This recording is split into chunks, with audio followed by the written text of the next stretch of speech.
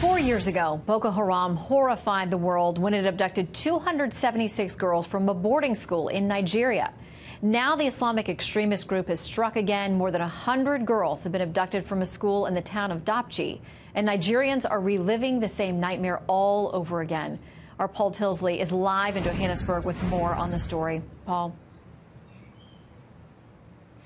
Hi, Shannon. In a disturbing new development, the Nigerian Defence Force has confirmed that they withdrew forces guarding the school and town of Dapchi in Nigeria's northeast just a week before Boko Haram Islamist militants drove into town and simply asked, admittedly presumably under the threat of the gun, where the girls' school was. Today, the army stated they thought the town was, quote, relatively secure and that their troops could be used more effectively elsewhere. It's not just the parents of the missing girls who are in shock. The whole of this most populous of all African nations, Nigeria, is stunned that this nightmare, the apparent nighttime mass abduction of young girls, has been allowed to happen again.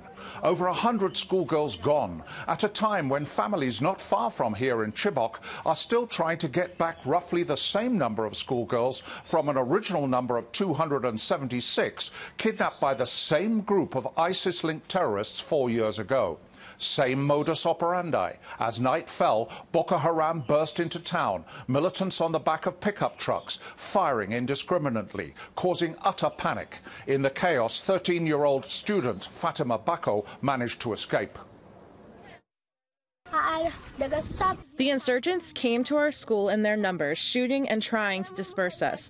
I and over 60 other students went through the fence. A disturbingly similar timeline to the Chibok kidnappings, too.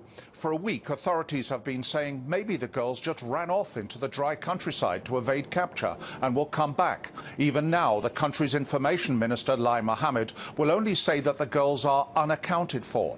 But eyewitnesses report truckloads of the girls being driven off screaming by Boko Haram. Their likely fate to be raped, to be forced into marriage with Boko Haram fighters, their innocence the ultimate trophy. Tonight, as around the world, the Bring Back Our Girls campaign, first created after the Chibok kidnappings, is being remobilized. It's clear that in Nigeria, it will need more than a hashtag to bring these girls back. Shannon? Absolutely, and we cannot forget about these women. Paul, thank you very much. We'll stay on that story.